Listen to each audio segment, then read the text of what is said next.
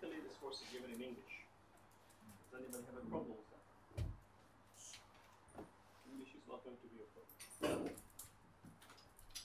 Okay. This is called a particle. This is a course in particle physics.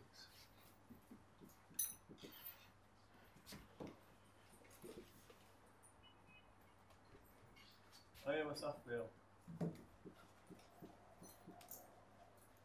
My office is right here.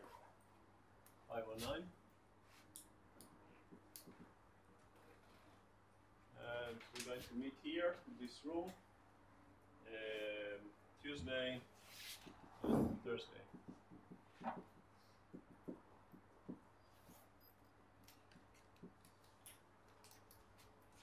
There is no tutor, but there are tutorials. So I'll deliver both.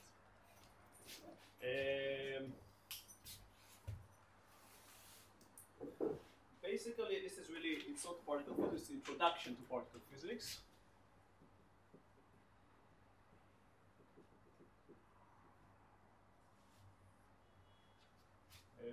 Because there are more advanced courses in particle physics, which are not given here. You'll know in a few minutes why. What are the limitations of what? Well, I have not yet put it on the course's webpage. I have not. It's on it will be on the Moodle as well. And there is a list of books, of course, that are recommended. There's no shortage of textbooks, obviously, about this course. Textbook by Griffith is not bad. There is so it's called Introduction to Elementary Particles by Griffith. There is Quarks and Leptons by Hansen and Martin. Another book that I will be using is Modern Particle Physics by Thomson. There's also other books, of course, there are many other books. Introduction to Elementary Particles by Perkins, Introduction to Nuclear and Particle Physics by Das and Frebel. There is also a book by Kahn and Goldhager. There is a book by Chris Quigg about gauge theories, and there is no shortage of books. And as usual, for those who learned with me in the past, I have my own lecture notes, which I put available on the course's webpage. So these are pretty for you as another reference. Of course, I do not invent it. I take it, collect it from various materials, from various textbooks. So it can be of use. Many students like them, but don't use them as the only resource. Now, okay, before we begin, obviously I don't need to tell you this is not a regular year. Unfortunately, we are only now starting the first semester, which ideally should have started in October. This is not a normal situation in Israel. Nobody knows how long it will last.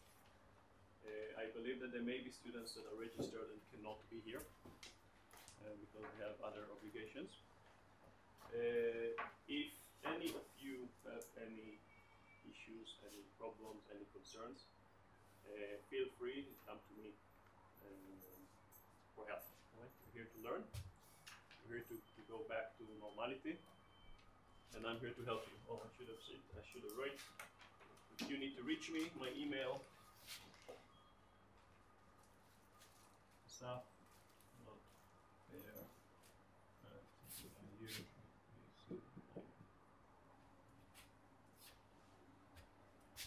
If you need anything, if you have any problem, any concerns, anything, come to me and we'll do our best to help you. Because the idea here is to learn, although I know these are difficult times and there could be some difficult times for some of you, more than for others. Same if you have any issues in coming to the lectures, etc. Another thing is the final grading, which is also affected. In a normal year, there would be a final year exam. We are not going to have an exam in this course. This is not an obligatory course, it's an elective course, so there will not going to be an exam in this course.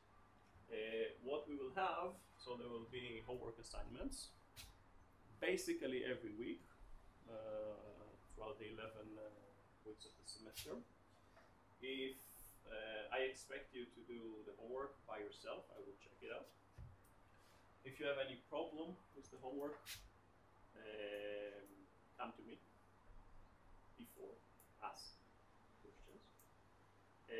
I do expect you to put handle all the homework in time. If you have any problem doing it, come to me in advance and ask for an extension. If you have any difficulty, come to me and ask. Normally, if you have a difficulty, that means that there is something you did not understand properly. Okay? Especially now that the grade will be based on the homework. I still reserve myself the possibility of having a quiz. I want to see if so, of course, you will be notified well in advance, a few weeks in advance, and if there will be a quiz, so Bachan, you will know that at least 3 weeks in advance, and it will count for 50% of the final grade, and it will take part during the tutorial time, during the lecture hours or tutorial hours. I do not yet know if there will be such a quiz or not. That depends on many things. I will see how you're doing with the homework. I'll see how my value is if you're doing it by yourself or some or not. By the way, it's very easy to tell if somebody is not doing homework by yourself. Don't do it. Okay? It's very easy. It's much easier than you think. And there is a big difference between people who work together and people who work copying. That we can also tell. Okay, that's for the procedures. So I should say final grade.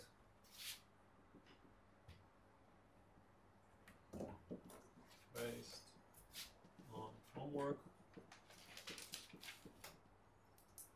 Generally, I expect you to put all the homework on time. As I said, if you have a difficulty, tell me in advance, and I'll give you an extension. I will not accept if you don't tell me anything, and then you come in retrospect and say, "Oh, can I submit it now?" Okay? This is not acceptable. So you should know it from now. If there is a problem, come in advance. There's a big difference. Based on homework, there may be quiz, which will account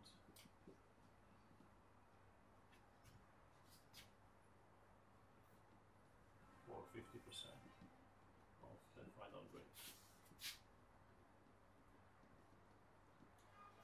If there will be, you will be notified in advance.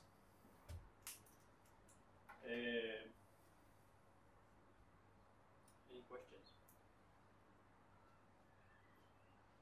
Maybe another sort of a standard technical procedure, right? I call it Introduction to Particle Physics. The bigger name is Introduction to Particle and Nuclear Physics. Because this semester is shorter than regular semester, we will likely not have time to discuss nuclear physics. Just that you know, so that's why it's been shortened to Introduction to Particle Physics.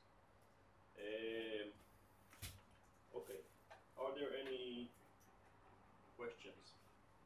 Any technical questions? Anything? No? Okay. Can you hear me, guys, at the back? It's a bit difficult for me to speak out loud. If you may close a little bit the window because there is some noise on the outside. I'll try, but you can simply come the phone. But generally, if you cannot hear me, if you cannot, my handwriting is not good enough, your responsibility to come and tell me.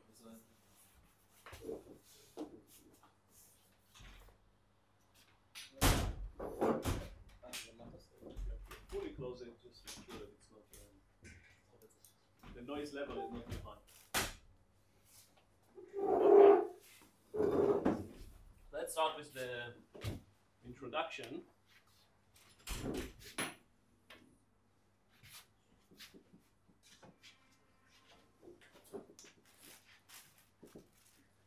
What is particle physics?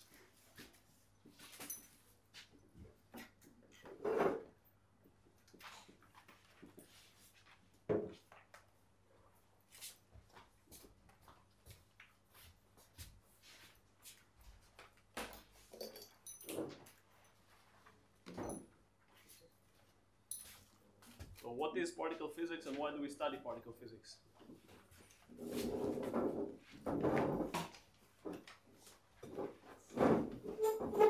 open question.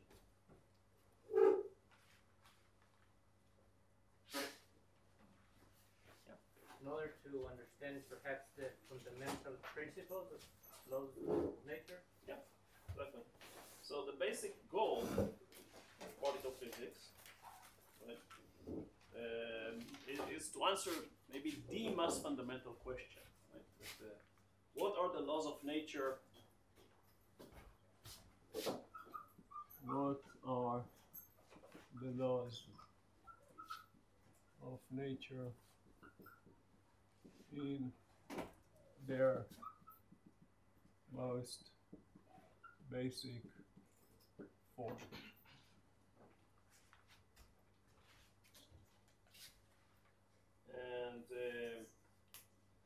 And in this sense, this may be the most fundamental thing there is in physics. And there is some philosophy behind it that says that the world we live in, which is very complex, is built from like Lego, right? From very small blocks. What happened? Call ended because everyone left. Right? Well, everybody left. Oh. What? Maybe what I should have done.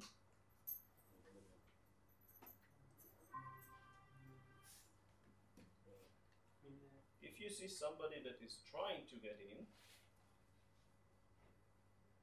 and is not in, then let me know. And send if there are people. Okay, so the philosophy here is that possibly nature behaves like a Lego, right? Like a Lego blocks. There are these basic fundamental blocks, and then we have some interactions between them, which we try to study. So when we say what are the basic laws of nature, basically we can decompose that into some even more fundamental questions, such as what are the fundamental ingredients of matter?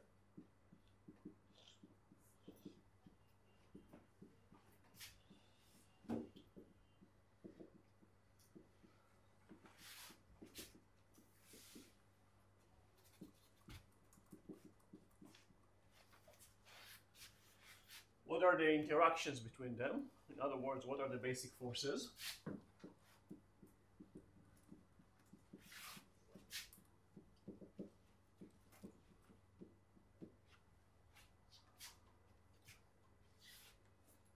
As you'll see, we'll discuss that a lot. We'll discuss about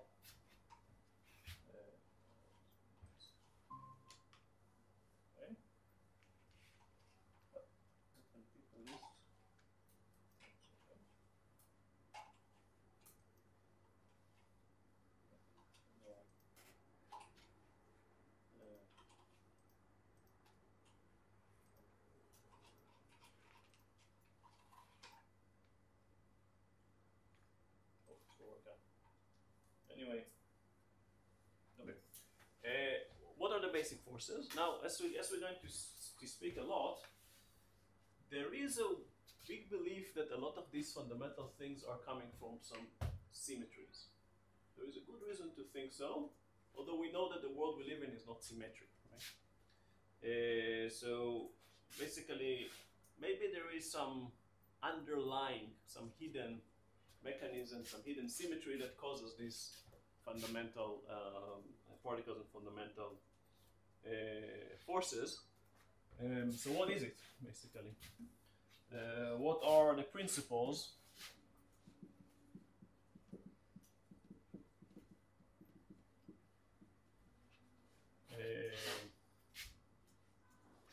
that lie behind the laws of nature?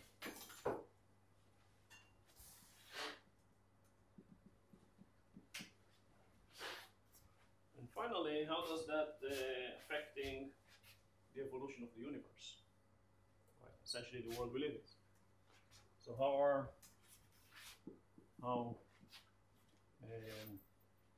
are answers to these questions.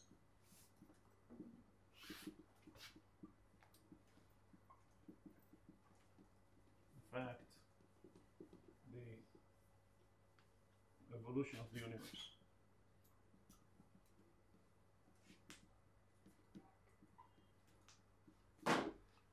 So the evolution of the universe, as you might have heard, is a branch of physics known as cosmology, which is studied by astrophysicists or cosmologists.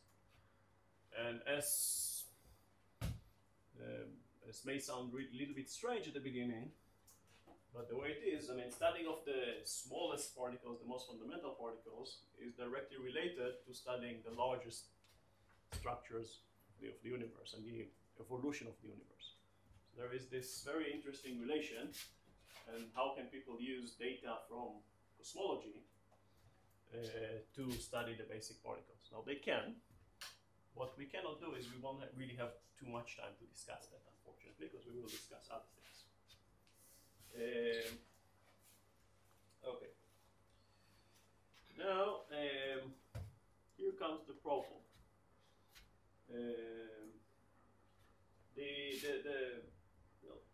As you see, this is very, I guess I don't need to tell you, right? It's a very fundamental questions, very deep questions in a way. Some of them can be very philosophical questions.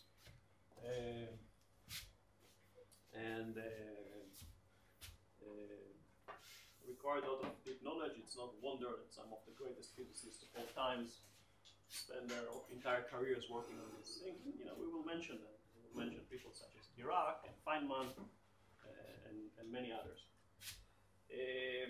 Now, the real problem we have is the following. The particles we deal in are very small, right? So since they're very small, then obviously the laws that they obey are not the laws of classical mechanics, but the laws of quantum mechanics, right? So very small particles means quantum mechanics. As they're very small, they're also traveling very fast, i.e. close to the speed of light. And close to the speed of light, the laws are relativity, right? Fast particles, relativity. So really, if we are to understand something, we need to work within the framework of both quantum mechanics and relativity. Now I'll stop and I'm going to ask you. Okay, maybe before I stop. When we combine these two together, relativity, as you know, there is special relativity and general relativity. Special and general. Special relativity is something which you're supposed to learn in first year. How many of you have learned special relativity? Raise your hands. Okay, good. How many of you have learned quantum mechanics? That is quite good. How many of you are third-year students? Okay. Well, quantum mechanics you normally learn in third year, mostly. Maybe there is starting in second year. So you know second-year quantum mechanics. Okay. I actually meant third year. Okay. You know the basics, which is good. When you merge quantum mechanics and special relativity, you get into something new, which is called quantum field theory. So this plus this together, this gives quantum field theory.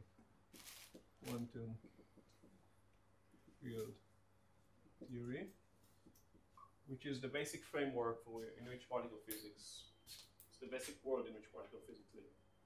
Difference is that quantum field theory enables the creation of new particles, which you cannot have in quantum mechanics. It deals with a situation in which one particle can decay into other particles, for example.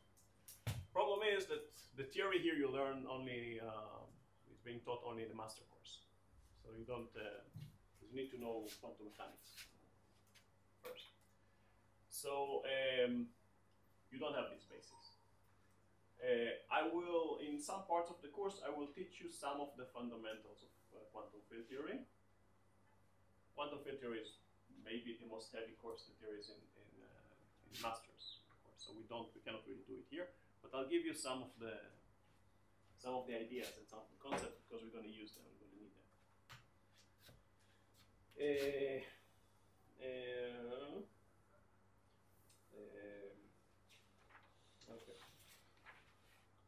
So that's one of the reasons why I said that there is only introduction to particle physics. After you learn quantum field theory, then we can go and do all the correct math, or all the full math of introducing. Because you'll see that we're going to draw a lot of Feynman diagrams here, but you'll see that these Feynman diagrams, well, you won't see it here, but they hide behind them some very nasty integrals, and there's a lot of logic behind them, which we'll only go through hand-waving here. Okay. Yeah. So what? All this is to say that there will be a lot of things here that you'll just have to trust me. Normally I had that when I teach a course. I think that good education is that you do not trust what the teacher says, but you go and check for yourself. But here, there will be times that unfortunately I will have to ask you to trust me and to do all the calculations. Then you wait until you do the quantum field theory course, and then you can do the calculations and see that I will be cheating.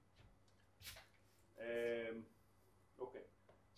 As of today, there is still no full theory of quantum mechanics and general relativity. And string theory is a way of doing that, but it's not there yet. Okay, questions? No. So the next is, what is a particle? Let's speak about particles. What is a particle?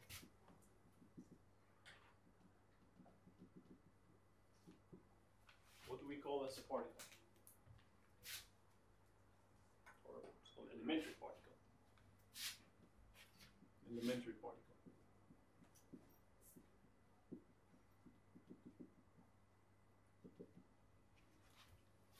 Yeah. Something we can't decompose to even smaller particles. It's one way of thinking of it. I would prefer to say it's a basic quantum entity.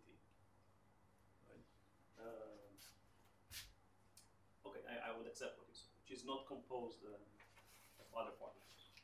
So elementary particle is a basic quantum entity, which is not composed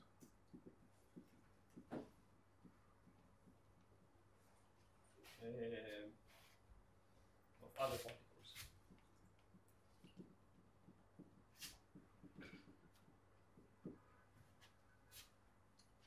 So first, it is a point-like particle in space. It is a point-like particle. So we'd say that the physical size is 0. Right? In string theory, there is a finite size, which is not 0. It's 10⁻35 meters, if you care about it. For us, it's 0. And 2, it has a small and finite number of properties. It has a small number, let's say, a small number of properties, such as mass, charge, spin.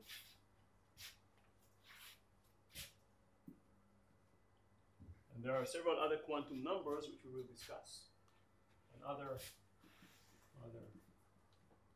quantum numbers. Some you might have heard, but we'll go over them in an ordered way. Color, other things. What? Flavor, and there are several things which we'll discuss. So you can think of it as a 0-size particle, but it does have some physical properties, which are described. Now, there are composite particles, right? Composite particles such as atoms. They have other properties. Now, often we use the term particle to describe bound states. We say atom is a particle, or proton is a particle. Right? It's not really a fundamental particle. Proton is made out of quarks.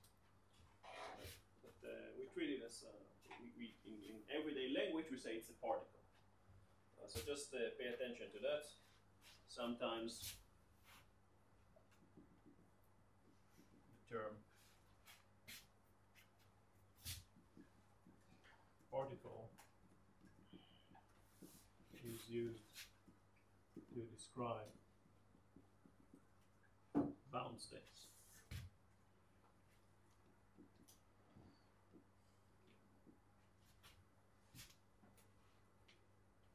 Which is not really elementary particles, such as atom,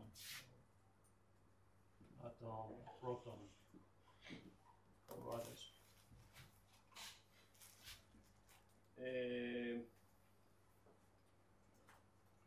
So we said it's a point-like particle. It has a small number of properties. We really said it's a quantum state. And here we say it is a quantum state. It is a quantum state.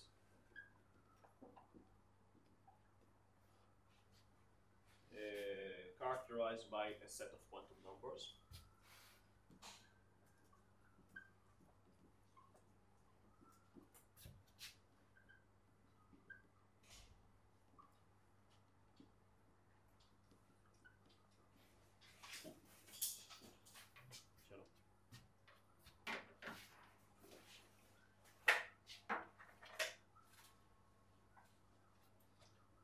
This quantum state is described.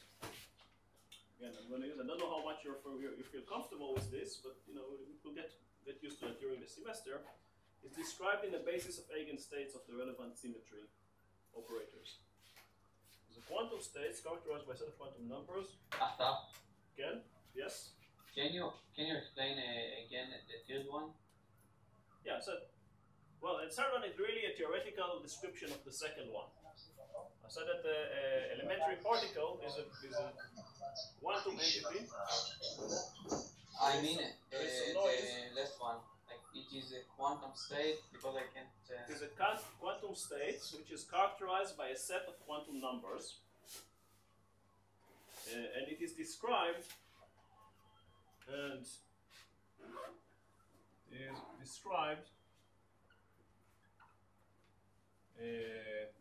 in the basis of eigenstates of the relevant symmetry operators.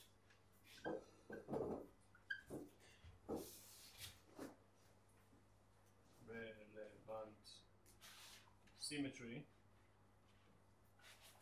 operators.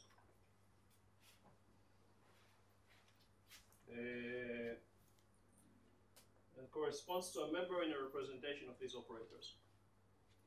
I know this may sound a little bit vague at the moment. It will get clearer during the semester. And corresponds to a member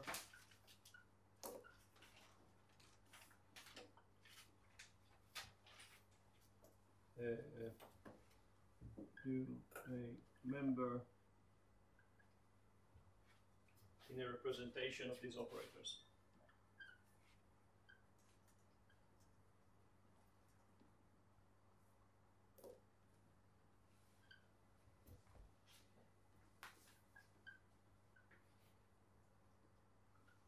Essentially, what is said is that we believe that particles are originating from some symmetry, from some symmetries.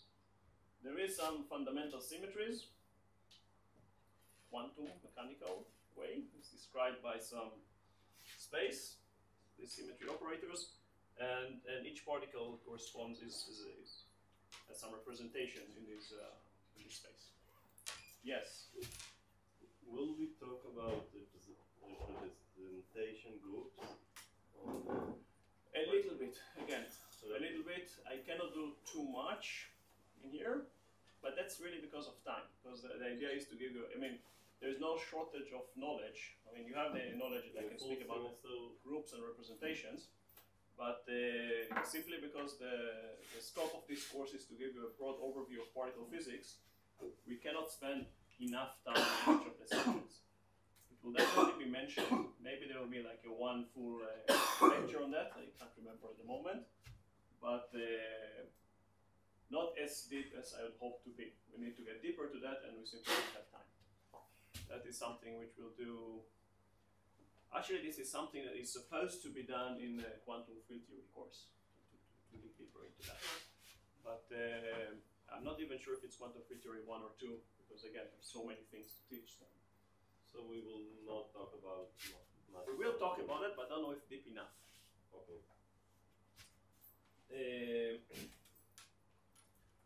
Okay, questions? Except from this one, which is a little bit vague, but it's already clear. Yeah. I'm going to ask about the last one, about the last part. Mhm. Control member. Yeah. Yes.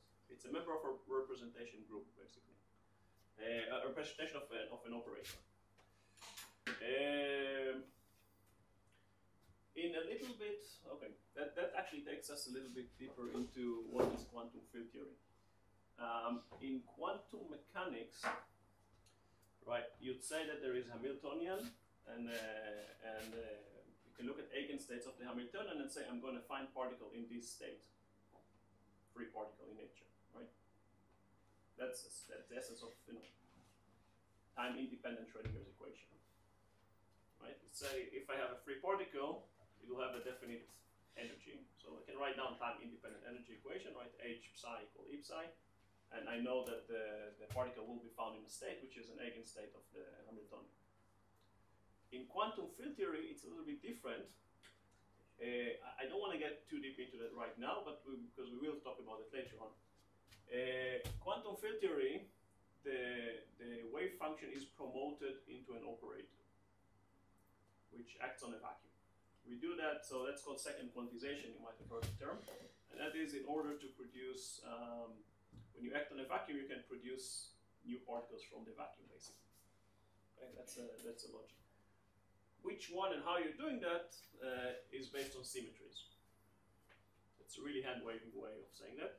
But again, you have to have some operator which essentially produce particles. These operators do not exist in classical quantum mechanics. Okay, only in quantum field theory. And you have to be a member of the representation group of this operator to produce the particle. Again, an analog way to the fact that you will only find in quantum mechanics a particle with energy which is an eigenstate of the Hamiltonian. So here you can only find a particle which is an eigenstate of the operator that produces it. That's one step by the other. We'll get to that part. Okay, we'll get to that part, but one step at a time. Other questions? Don't be afraid by that statement right now. There's nothing to be afraid of. By the way, how many of you took a course with general relativity with me? Few, okay. I can recognize a few faces. This is not going to be the same level of difficulty. This is much easier. Okay, so if you are worried about general relativity, for those who know, it's a difficult course. It's fascinating. I recommend all of you. It's going to be given again in the second semester. This is not at the same level of difficulty. Much simpler. You don't need to worry. So I don't consider this to be a very difficult course, honestly. You will learn a lot of new concepts, and you will learn a lot of tricks and things, but it's not going to be that hard. First, it's not designed to be hard. It's designed to be for undergraduate, third-year students, which, assuming you have a limited knowledge of quantum mechanics and limited knowledge of relativity. The second course will be at a different level because that will be after you learn quantum field theory. But currently it's not given. Okay, that's going to be a different type of course. This course is nice and easy, I think. We hope. What? We hope. No. I think you hope to have an interesting, not nice and easy. It's not the same. We want it to be interesting and fascinating, not to be easy. It's not the same thing. Yeah. The course is in English, but can you do the homework and like the test in Hebrew? Or it's easier for me to write in English. But what do you mean? The homework sheet? Yeah, you can answer in Hebrew. That's no problem. Like I read Hebrew. You can answer in Hebrew. There's no problem. The questions could be in English, but you can answer in Hebrew. Okay, so don't worry about that. This is not a course in English. If your English is not bad, it's not so good, or you don't feel comfortable, that's not a problem. As I said, the difficulty is not the English. Okay? Besides, it's easier because you write like all the equations go to the same side. That's what you read in textbooks. It's more natural. Now, seriously, if there is something you do not understand in my English or anything else, raise your hand. I like people who raise your hands and ask me questions. Right. I'm not too concerned. I were not supposed to, but if I feel we go too slow, I will add another lecture. Right? Because there are some things which you need to know. Okay. How do we study particle physics? So we want to study the particles. So in the good old days, how do we do that, right? Good old days, when Cavendish wanted to study gravity, or when Coulomb wanted to study electricity, right? They took some objects, right? They connected them with a string or with a rope or something, and then they started to see how they affect each other, right? That's not going to work. Why it's not going to work? Yeah? Because the particles are very small and you can't measure. Right. So there are two things, right? So how do we study particles?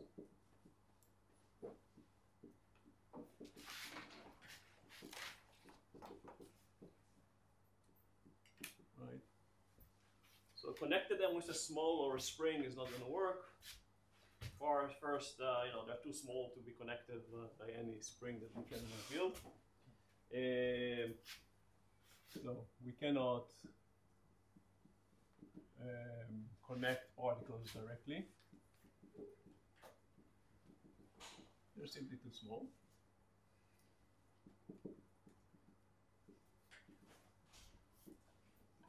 That's a practical problem. But we have a fundamental problem. Let's say that somebody could design a very, very, very thin rope that can connect to particles. It's still not going to work. Why? They are size 0, so how can you Well, you treat them as, okay. No, but there is something which is even more fundamental, which you're supposed to know. Uncertainty principle? Yeah, they are quantum objects, right? So they don't obey the laws of classical mechanics. They only obey the laws of quantum mechanics. So they're quantum objects, and quantum objects have all sorts of strange behavior, right? You can be here in one moment and then disappear and tunnel to here. So it's not. They don't obey the rules of classical mechanics. So these are quantum objects.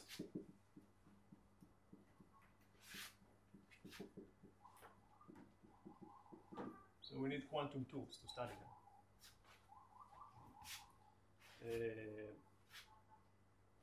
So classical experiments will simply give us the wrong answers. So classical experiments will not work.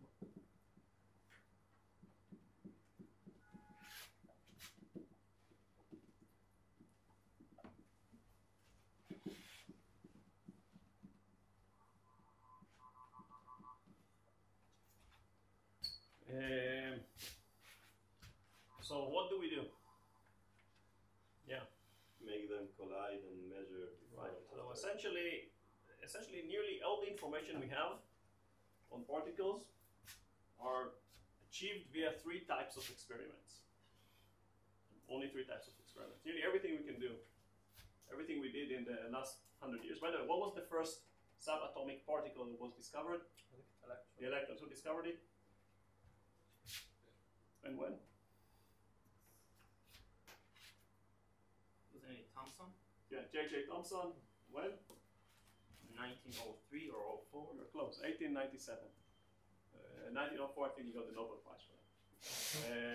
It was a very interesting character. He was a theorist, and at a certain point he decided he cannot trust all the experiments, so he became an experimentalist himself. And he built his own lab, and then he discovered the electron.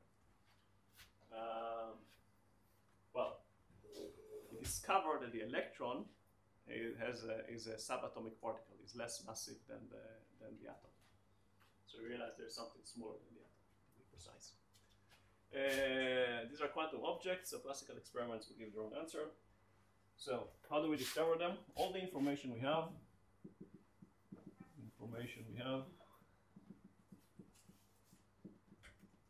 is based on 3 types of experiments. So one, scattering.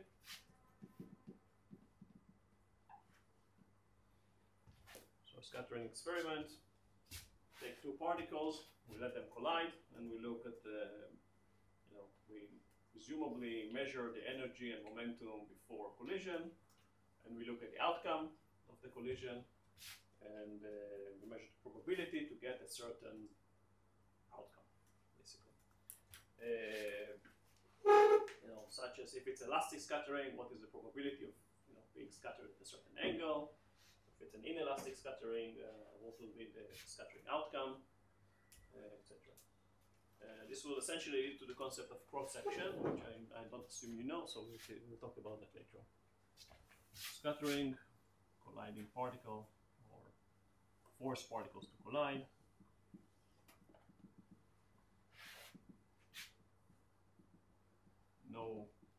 Knowing the initial condition,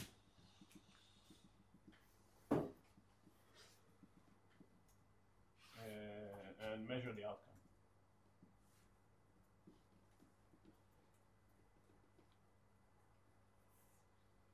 That will lead to cross-section.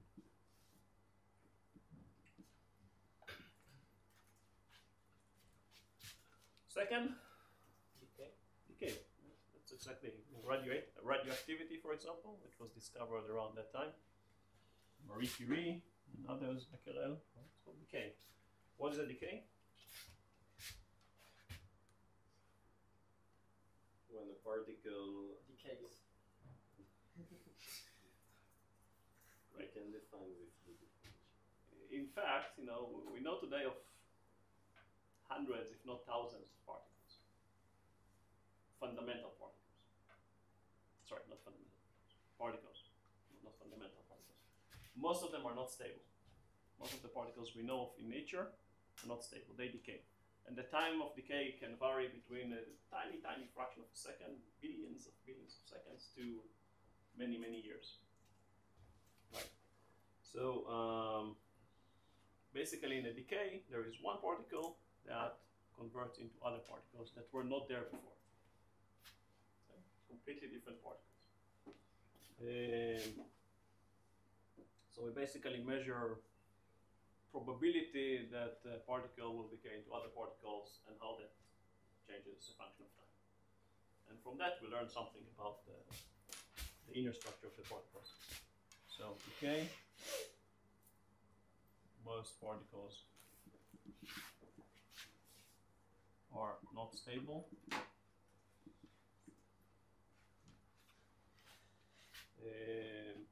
And that decays into other particles.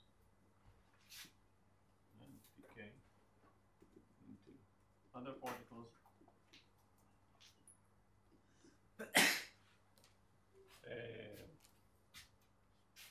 We measure the probability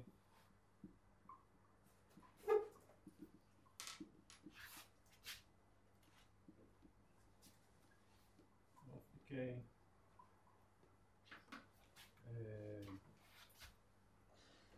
as a function of time, of a certain decay.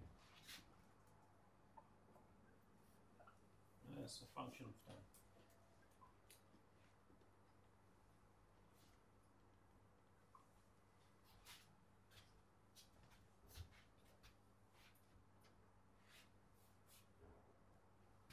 And the third is what's called the bound states particles, such as atoms.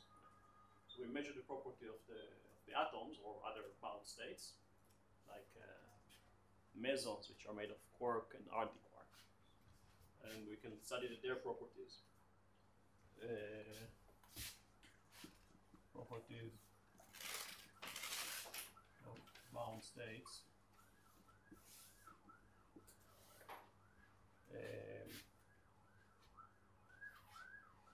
Which we measure, such as mass,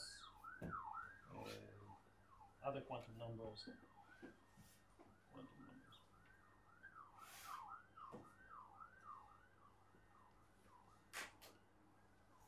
From that we learn something about the fundamental particles themselves.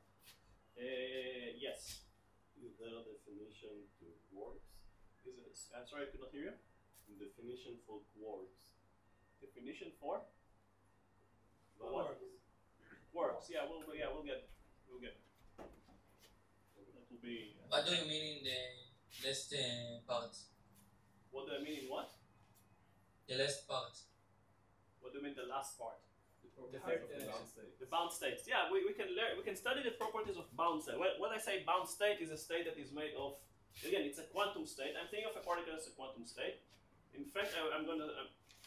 During this course, you'll see that I'll start thinking of particles more and more like fields. But right now, let's think of them as bound states, and as quantum states. And a bound state is a state that is composed of two or more particles, such as proton is a bound state, neutron is a bound state, right? They're made out of quarks, and we can study their properties. For example, a free neutron will decay after about 15 minutes into a proton, electron, and antineutrino. Right, and we can study their properties of this. By that, we will get some information. If we study, for example, some of the quantum numbers that are involved, we can learn something about the properties of the more fundamental particles that compose of this bound state. I say bound state, but this is really a particle, not a fundamental particle, but this is a particle. Okay? More questions? I'm going much slower than I thought, but again, I'm not too worried. Is it too slow for people? Normally, I don't hear too much complaints about going slow. You never know. Okay. How do we produce particles for study? Yeah, well, essentially, actually, not necessarily accelerators, no. Accelerators is one way, definitely not the only one. So,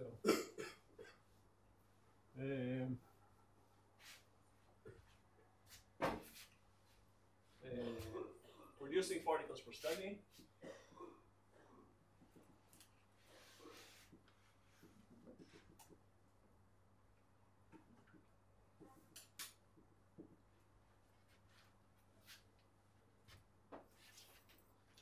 So you know that E is equal mc squared, but in fact E squared is equal m squared plus p squared. Right? You know special relativity. Right, good. So the more energy we give, so the more energy means that either we have more massive particles can be produced, more massive particles can be produced,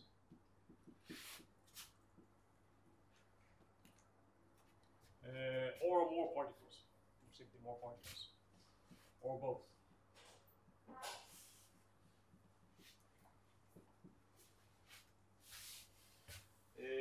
So, what are the sources of energetic particles? So we want to give them out of energy. Sources of energetic particles.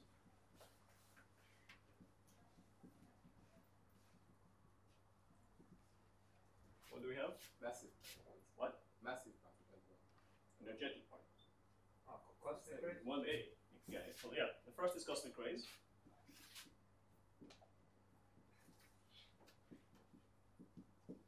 That's nature is giving. Nature is giving it to us, right? So by large, cosmic rays are protons, and they reach us from space, and they can be detected once they reach the atmosphere. Sometimes they ionize, if they're energetic enough, if they are, they can ionize the nitrogen atoms or nitrogen molecules in the atmosphere, and that produces a radiation. It's 400 nanometer. And this is a UV, which is detected. Now they can reach extremely high energies. Do you know what is the energy that they can reach? Many orders of magnitude above what can be reached in the laboratory. You know, if there was some, I don't know, a few years ago there was some article about CERN might go to such energies producing black hole. I think I don't remember. It was something. It's bullshit. Right? Cosmic rays reach energies which are at least 10,000 times more than can be reached in CERN today. So they can reach extreme high energies. They can reach extremely high energies. But what's the problem? You can control the sample. Exactly. So first, we don't have any control. We don't know when they will come and where they will come. It means they can reach right now. They can be waiting another year. Also, of course, the flux is very low. When we go to very high energies, the flux gets very, very low. So very low flux, but very low flux. Also, the atmosphere will prevent them a little bit. No, atmosphere is a detector. It doesn't prevent it. They are there. They cannot. Atmosphere can be used to detect them. We'll discuss in a second. There is no control. No control over the experiment, over the type, their energy, etc. What's the second source of energetic particles? What did people use? Accelerator. Accelerator will be the third one. What's the second one before that? What? Decay. Radioactive decay. Where do you see that? Yeah. Reactors, right? Nuclear reactors. In fact, some of the particles that were detected first were detected by experiments that were put on purpose in nuclear reactors or close to nuclear reactors. So nuclear reactors.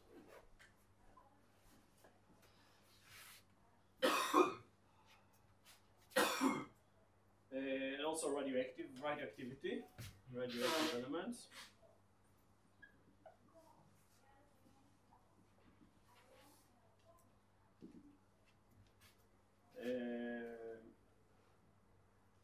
So the advantage,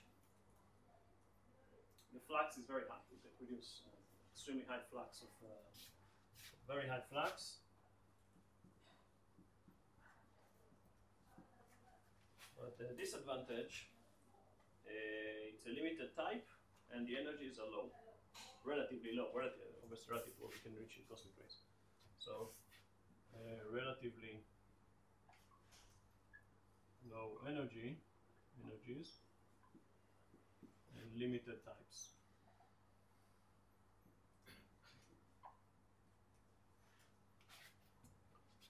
And the third is accelerators.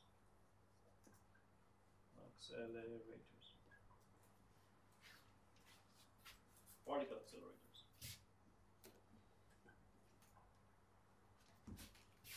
That is the particle accelerators. Essentially, we're producing beams of particles. We accelerate them to high energies in various mechanisms and techniques. Basically, we give them a lot of kinetic energy, and then we let them collide. Basically, it's pretty simple.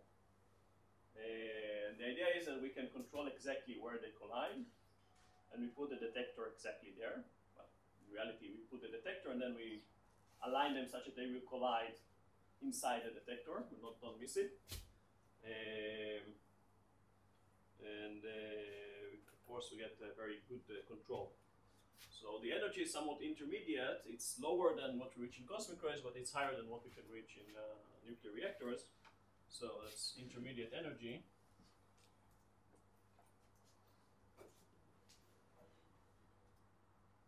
We should say, again, the rate of event is also, it's lower than what we get in reactors, but it's higher than what we get in cosmic rays or intermediate rates. Intermediate flux. Of course, the important is a control experiment.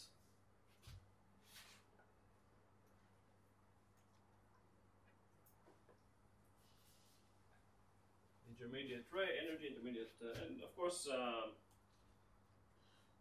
it is subject to the technology, right? As the technology evolves, becomes better and better, then we can reach higher and higher energies and higher fluxes.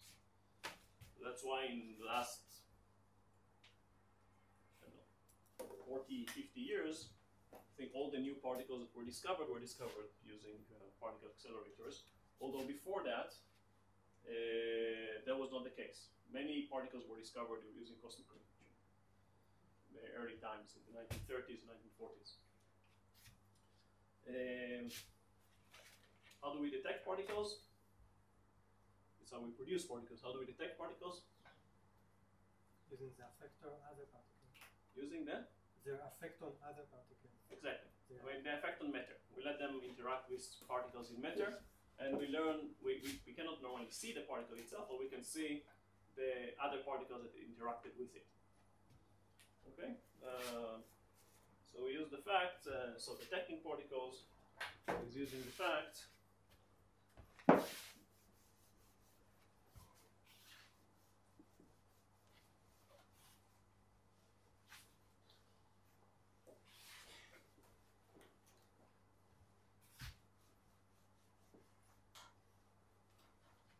so detecting particles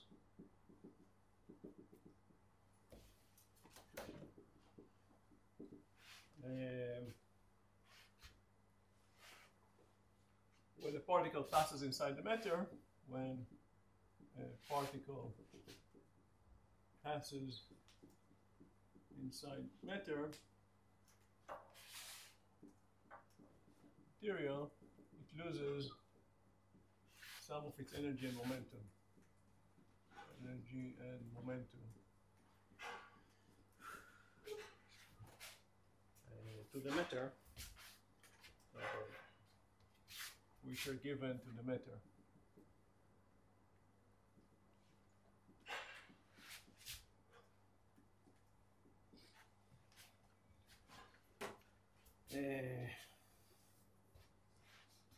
So normally that's what we measure. We measure the location where the particle interacted first with the matter. We measure the energy and we measure the momentum. And from that we go and deduce many other things. Okay, just one thing. Okay.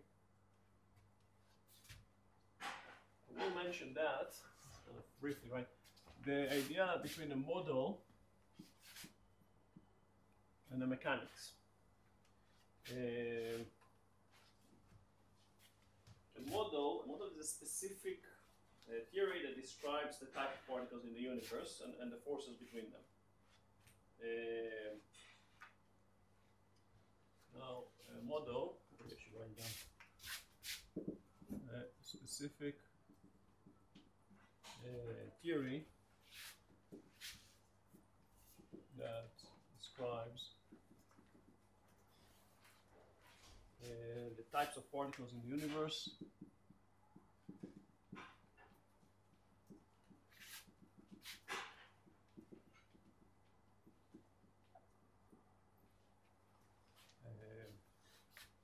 and the forces that act between them.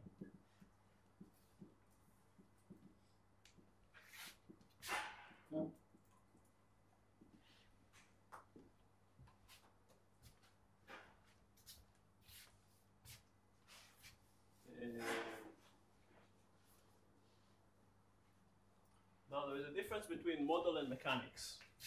There's a model, there is mechanics. Right? If we say Newton's model of gravity, right? F equal minus gm1 m2 over r squared. But this is a model. The mechanics is classical mechanics.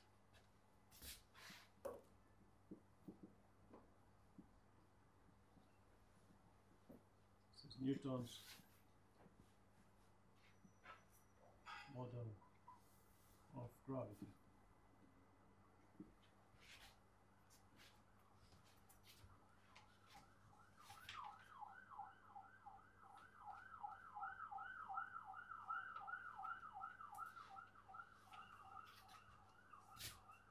Another model is quantum mechanics, right? So quantum mechanics, another mechanics. Right? model can be writing the Hamiltonian h minus h bar squared over 2m nabla squared minus q squared over r as a Coulomb force.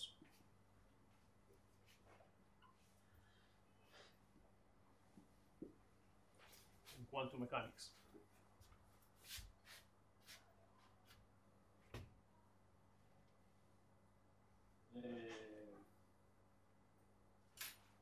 So I already mentioned that, but let's just put it in order in the table.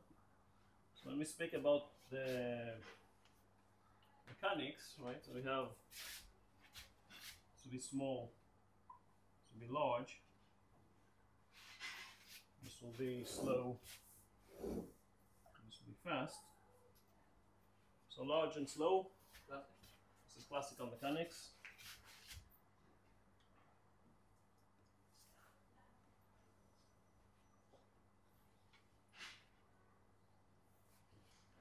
Small and slow. What? That's quantum mechanics, right? Large and fast. GR. Relativity. But GR now simply say relativity. And fast and small. That's quantum field theory, QFT. And that's over here. That is what this is the mechanics that we're interested in. Which again, you did not learn it, so I cannot assume that you know it. So, what do we do with the quantum field theory? How does it work? What do we need to write? What do we write? We write a Lagrangian. Now, how many of you do not feel? How many of you did not never see Lagrangian? Everybody should have seen. What? Lagrangian. Did you take second year's mechanics? Okay. No. You're a second year student? I'm second year. What? I'm second year. You're now second year. Me Oh, too. you too. I can see. Okay. You're supposed to see that very shortly in classical mechanics. This is one of the things that's going to appear in classical mechanics. Analytical mechanics. Okay. What? They studied in analytical mechanics in the first lecture. Yeah, that's second year mechanics. It's analytical Yeah. mechanics. Analytical. Second year mechanics is called also analytical mechanics. Okay, we are going to write Lagrangians here all the time. Okay, so you better know what it is. I assume that within 2 weeks you will know what is a classical, what is a Lagrangian. So it's the same Lagrangian with a few differences. So in QFT, what we're going to do,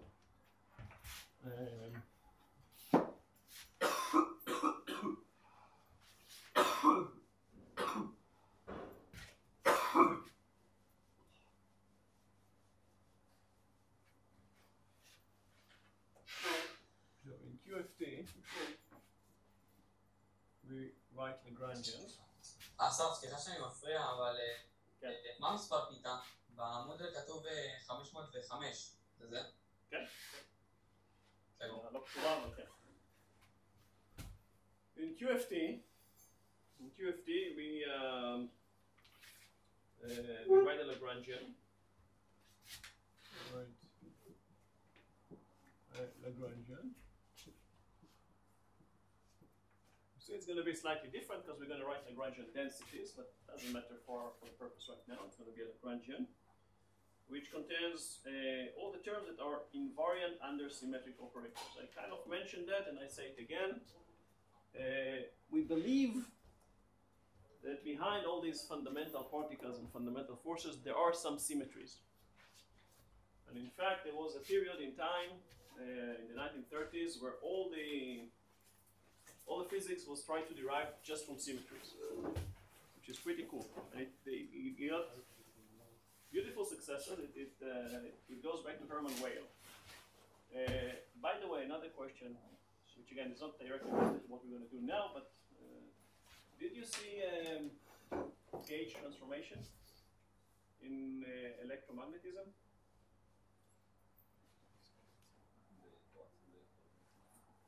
In electromagnetism. How many of you know what is a gauge transformation? 1, 2, 3. Don't be afraid.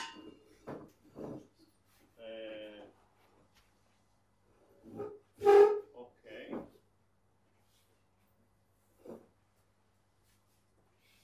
We'll learn that. Because a lot of physics, there is a whole Hermann Weyl, they build most of physics. We're going to see that. We're going to build particles based on gauge invariance. It's called the scaling theory, scaling theories, and it turns out that it works very nicely in producing new particles. So we'll see that. So we write a Lagrangian, and the Lagrangian contains, which contains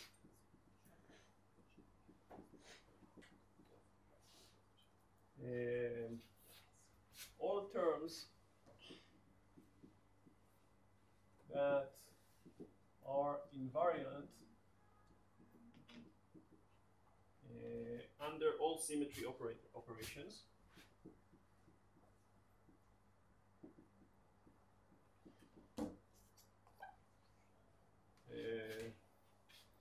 Operations of the models.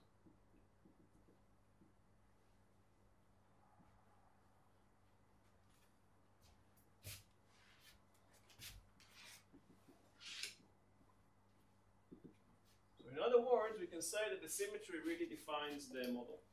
The symmetric properties,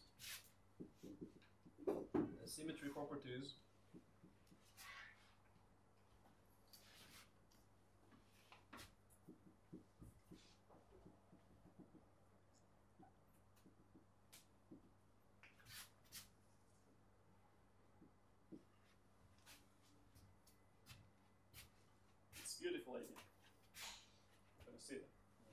Right Lagrangian, which would be symmetric. Now you need to know what is a Lagrangian before you can evaluate that.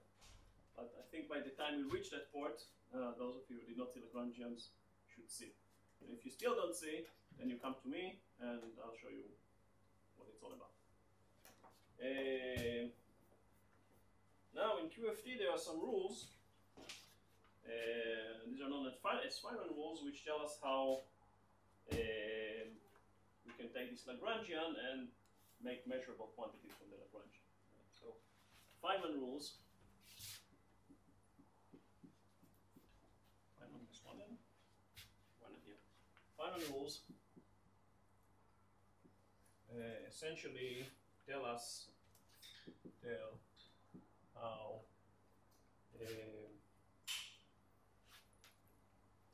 one can calculate measurable quantities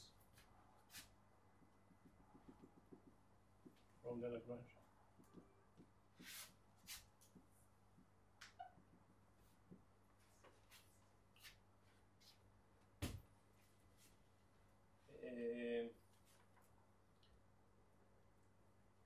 Okay.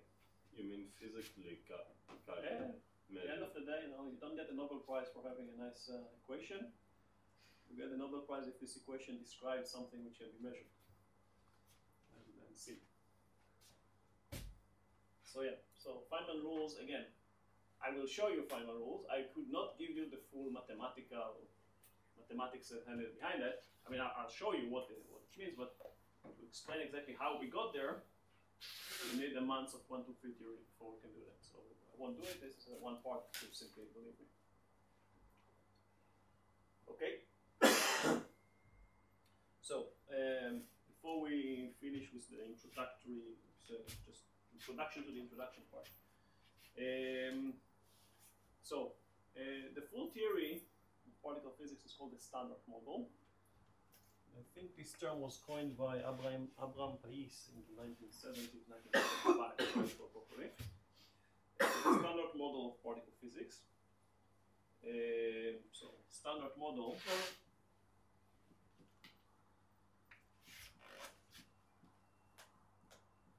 SM for short.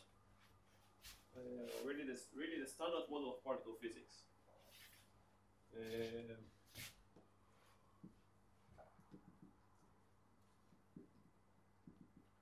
Is possibly the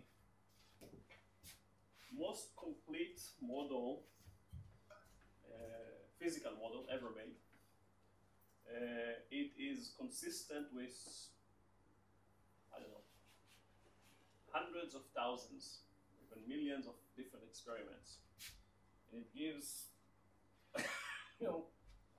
perfect theoretical predictions for unbelievable number of, enormous, infinite number of experiments, which were conducted for over 100 years now. Right? From J.J. Thomson in 1897, everything till today. That's why it became known as the standard model. But that's also its problem, right? It was formulated as such. It was finished in the 1970s, completed in the 1970s. It gave some predictions. They were all found to be correct. The last one that you might have, that large major prediction that it had, was the discovery of the Higgs. That was in 2012. Peter Higgs himself, he gave the prediction in 1964. So it took him nearly 50 years. Sometimes in physics you need to have patience from the time you give some prediction until somebody actually proves it. We will, of course, describe the Higgs mechanism. That's going to be likely the last part. I'll make sure that we have time for that, because it's a very interesting mechanism that makes use of some concepts that we will learn during this course. So there is a reason why it's called the standard model.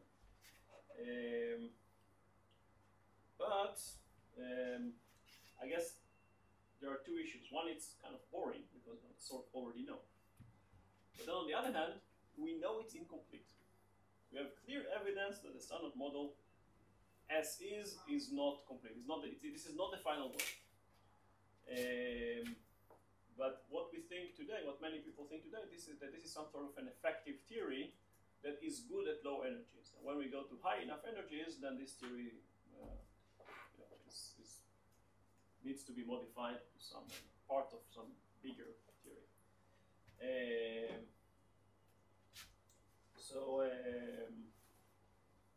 Some things that the standard model does not answer. For example, gravity and the sense of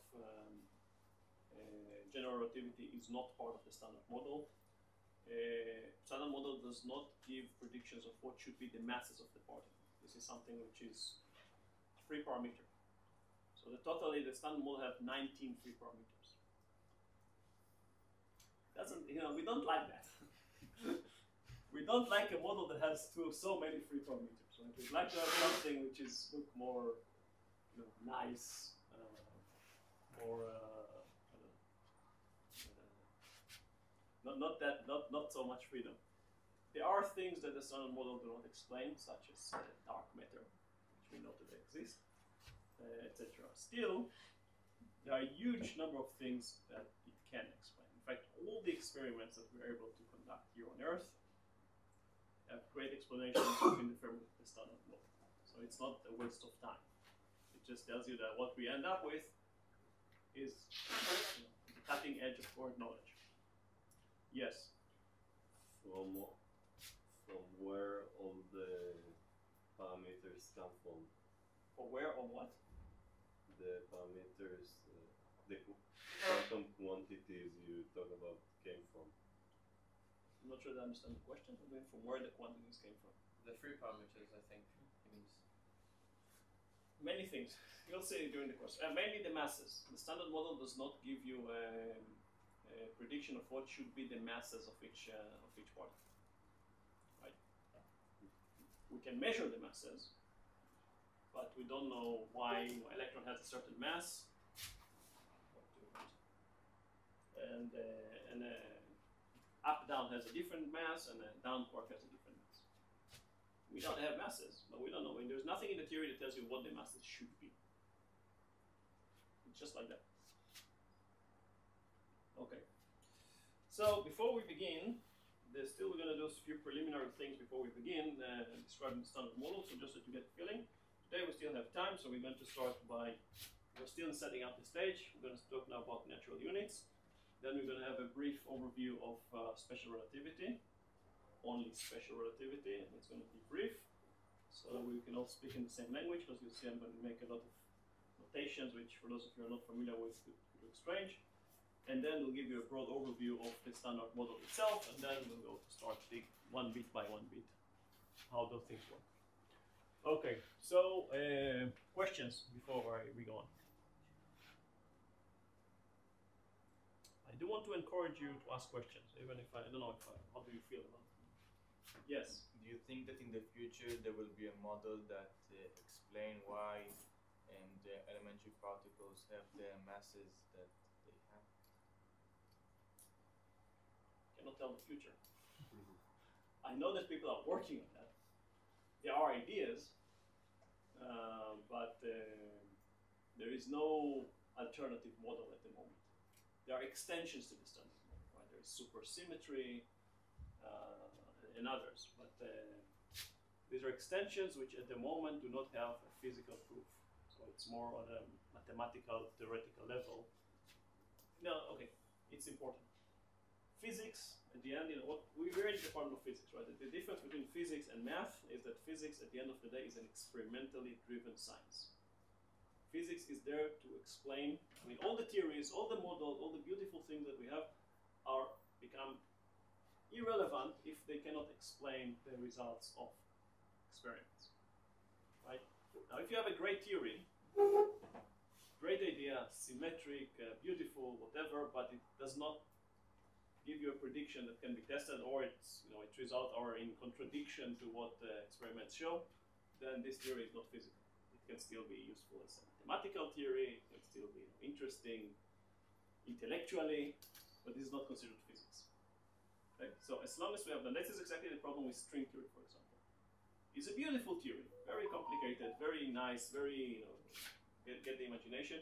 At the moment, as we speak, I do not know of any prediction that this theory gives that can be tested experimentally. Okay, so in that sense, this is still not physics. If tomorrow somebody will come up with some experiment, in fact, the theories that broke on it should come up and say, okay, you should do this experiment because here the string theory will give you one result and other theory will give you a different result, and then you can test whether this is correct or incorrect. As long as this does not happen, this is not considered physics. Right? Once this happens, it's a different question. Then everything changes. But at the moment, this is physics. This is what we have. If what will be in the future, somebody will find something different.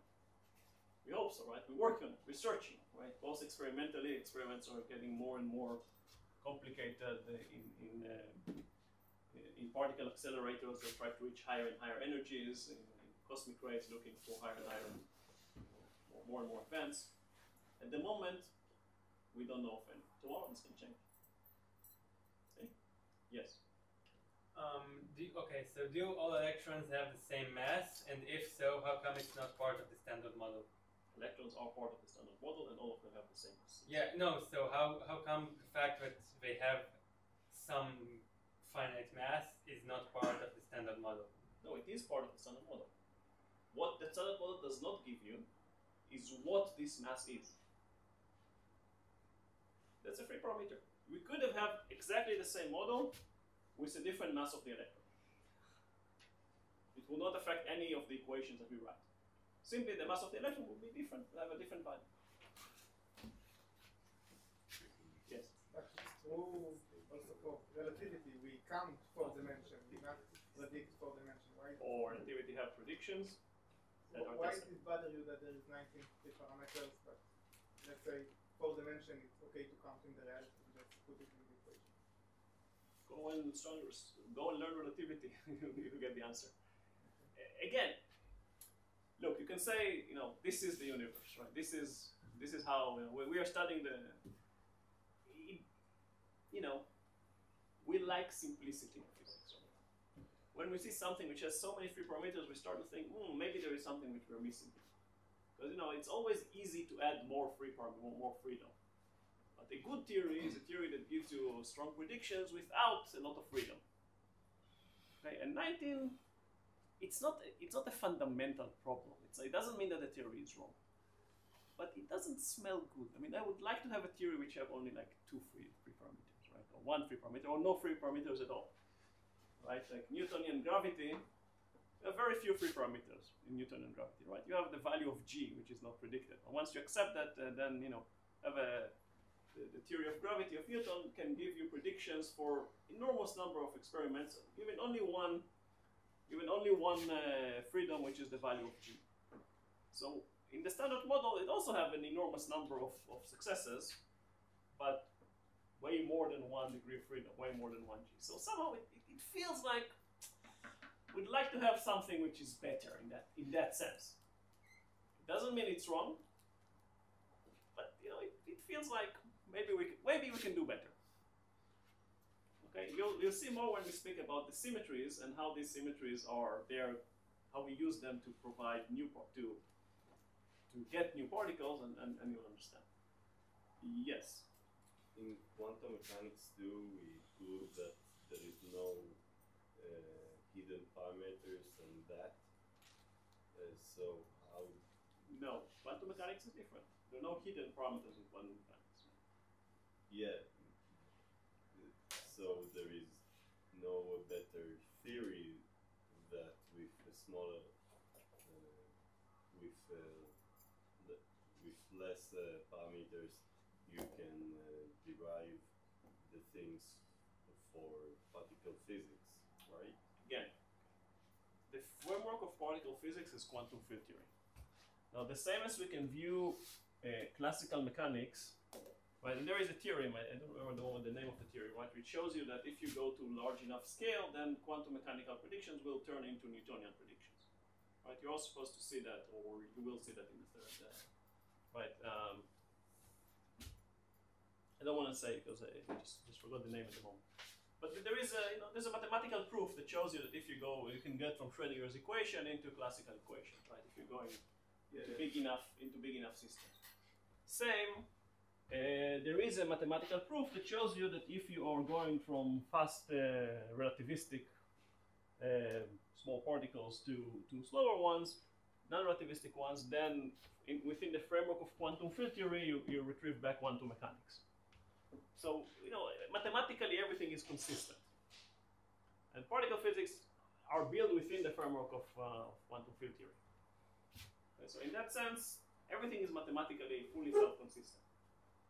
The problem, as I said, is that this is not a fundamental problem, but the problem is that it seems to have too many degrees of freedom in that sense. In the sense that we would like to have a theory which has less degrees of freedom. That's all. Okay. Okay. So, still in the preliminary, but I may take 2 or 3 minutes extra now. Let's talk about units.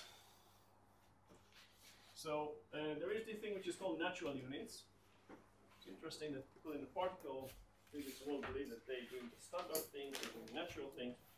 So, what's called natural units? Natural units and scales. Natural units and typical scales.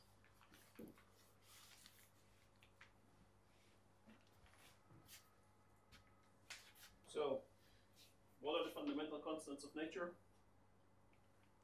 Speed of light. Speed of light, C. How much is it?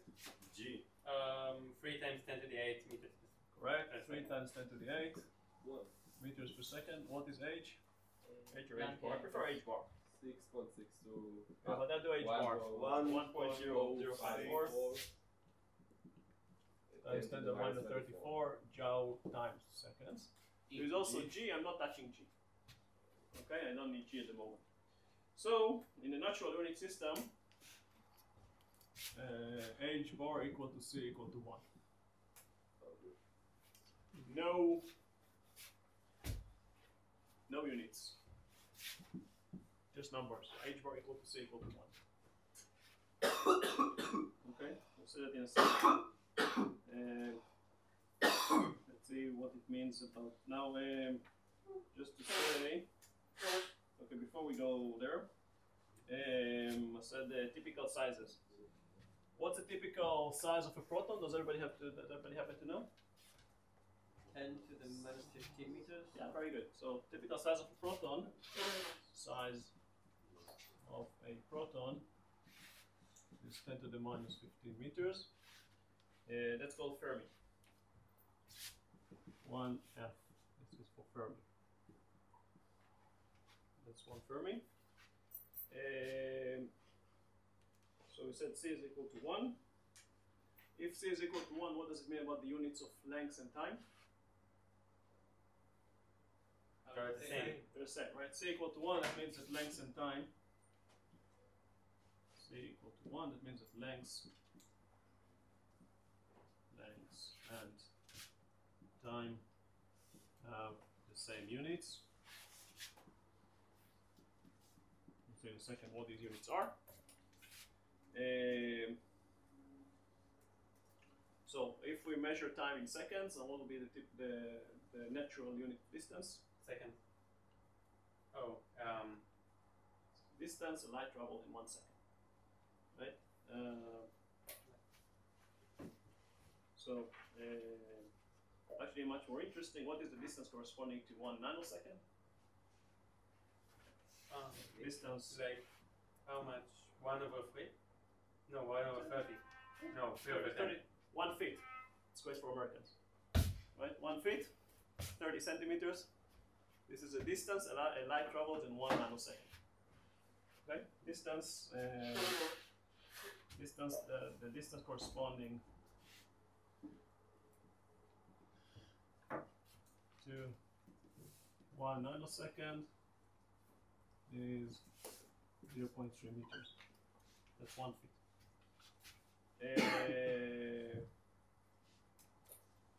So, what are the units of time and length? Well, we use the fact that h bar is equal to 1, right? E equal h bar omega. Omega is 1 over time, right? H omega. This is 1. So what are the units of time? Inverse energy. Inverse energy, right? So units of time, natural unit of time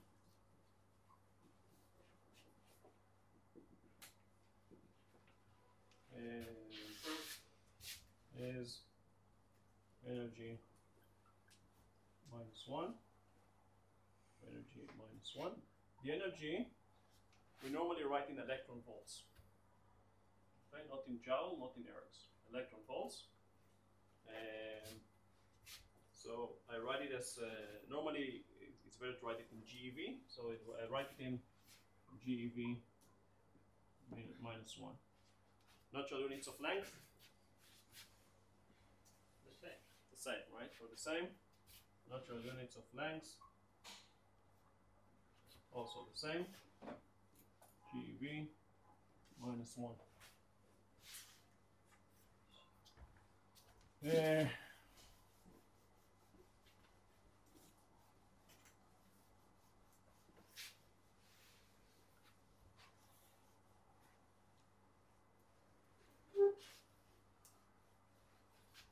Now energy. How much is 1 electron volt?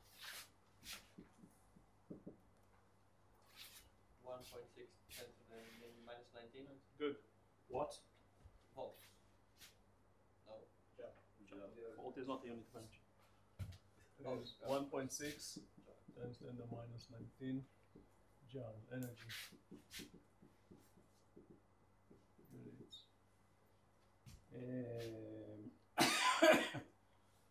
So this is the kinetic energy of electron accelerated potential of 1 volt.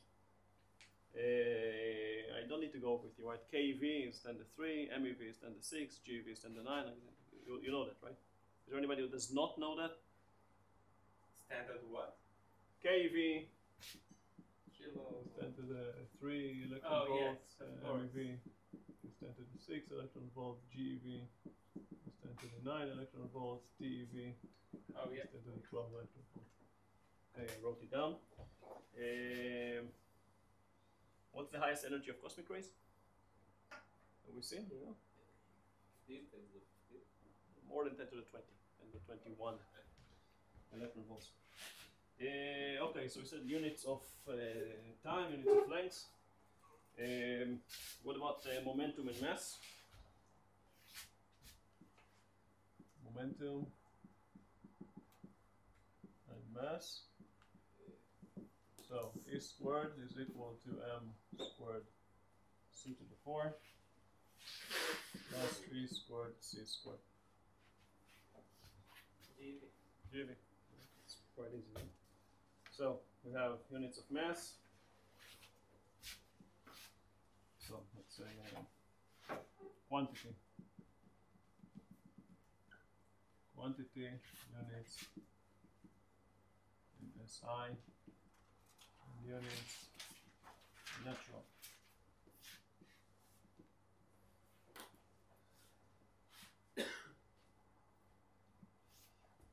So length in SI it's meter, natural units GeV minus 1. Time in SI in seconds, natural units GeV minus 1. Energy SI Kilogram meter per second. kilogram meter squared per second squared. In natural units GeV. Mass SI units kilogram. We should have written here before the energy. In natural units GeV. And momentum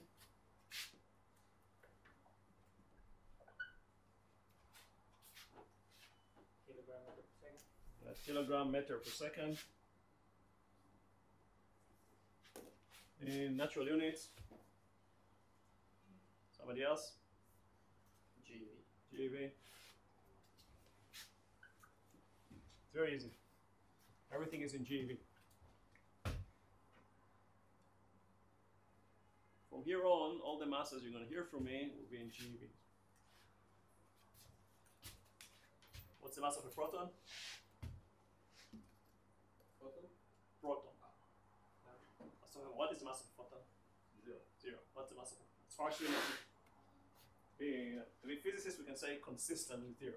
It's smaller than everything I ever measured. What's the mass of a proton? 10 to the minus 27 kilograms. What is the mass of a proton?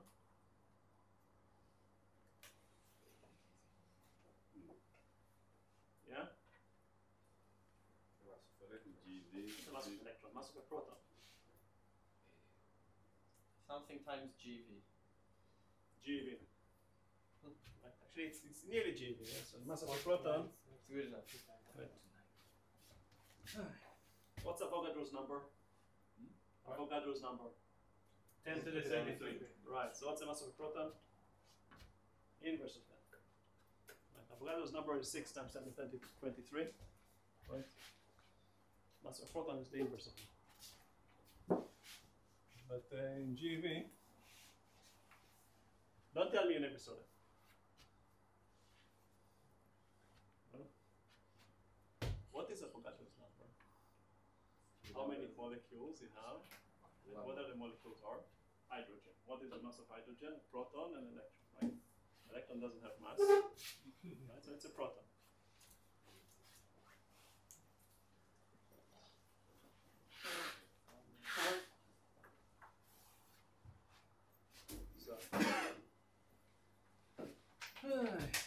Proton mass and proton, right? So in 1 gram of material, in 1 gram, there is Na, which is 6 and then 23 hydrogen atoms.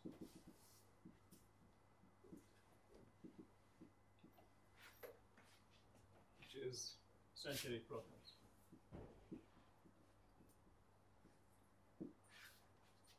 Right, so mass of a proton 1 over n Avogadro, which is 1.67 times 10 to the minus 24 grams. But in natural units, this is really nearly GeV. This is equal to 0.938 GeV per divided by c squared, by c is 1. So it's about 1 GeV.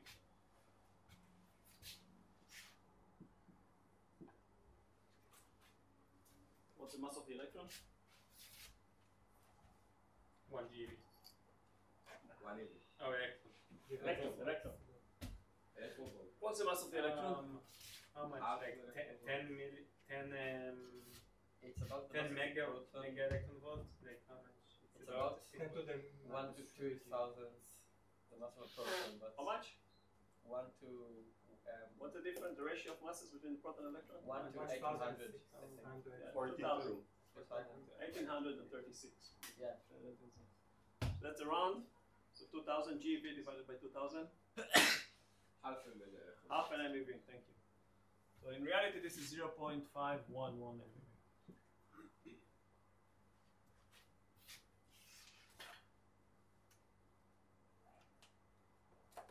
Questions?